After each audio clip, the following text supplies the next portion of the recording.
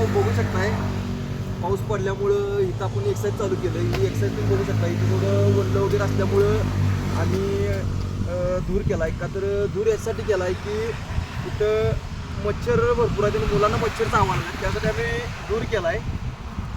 आता या धुरामुळं आहे की नाही मच्छर येणार नाही. का तर तुम्ही बघू शकता इथं थोडं म्हणजे ओलं वगैरे असल्यामुळं इथं आहे नाही थोडा मच्छर भरपूर चावतात. प्रॉब्लेम येते.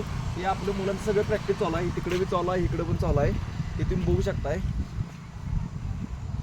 अंकलबाग गावात आपल्या इथं सराव चालू आहे आणि ही दूर करायची प्रक्रिया माझ्याकडे चालू आहे आता मच्छर पळवण्यासाठी. ही तुम्ही बघू शकताय बऱ्यापैकी आता धूर झालेला आहे ह्याच्यात. अजून थोडं शुभम जरा काय ते कचरा आण रे. थोडाफार कचरा आणा गेला शुभम. लाग नाही आण इकडे चल. आण इकडे ठेव इथं. ही बघू शकता ही कचरा पण जळून होतोय आणि मुलांना धूर पण होते इथे म्हणजे मच्छर सगळे पळून जातात. कचरा पण सगळा स्वच्छ होतोय आणि अजून काही दिवसांना आम्ही सगळं आता स्वच्छ करणारच आहे. का तर इतक्या दिवस आम्ही शाळेचं ग्राउंड वापरतोय. मग आपलं बी काहीतरी कर्तव्य बनतंय की ही त्यांना स्वच्छ करून द्यावं. त्यामुळे आपण ही स्वच्छ करून सुद्धा देणार आहे. ही तुम्ही बघू शकता इथं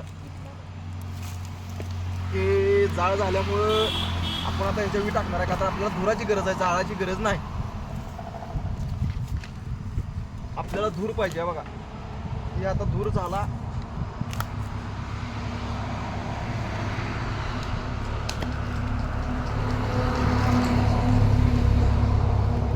आता धूर विजला बहुतेक.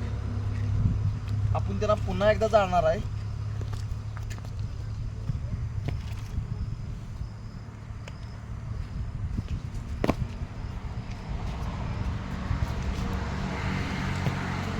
इकडे आहे सार्थक जरा. आपण आता ही जाळ लावायचा प्रयत्न करायला आपण थोडं जास्त दाबल्यामुळं आता ती विजलं. तर आता तुम्ही बघू शकताय वारं खूप आहे आणि जाळ बी काय लागण झालाय. तरी आपण त्याला प्रयत्न आता चालू करणार आहे. बहुतेक आता लागल जाळ. त्या पण लावायचं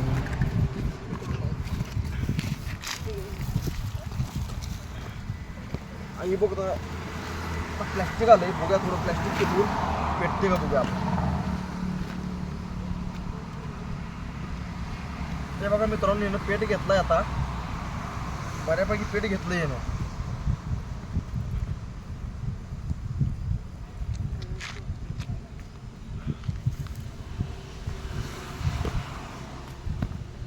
पेट घेतलेला आहे आता यानं.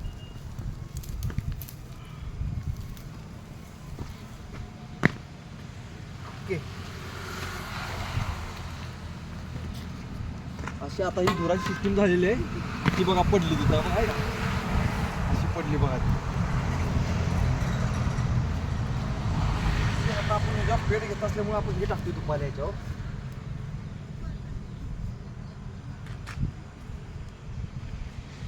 आता धूर पूर्णपणे सेट झालाय त्यामुळे आता काही टेन्शन नाही. ओके.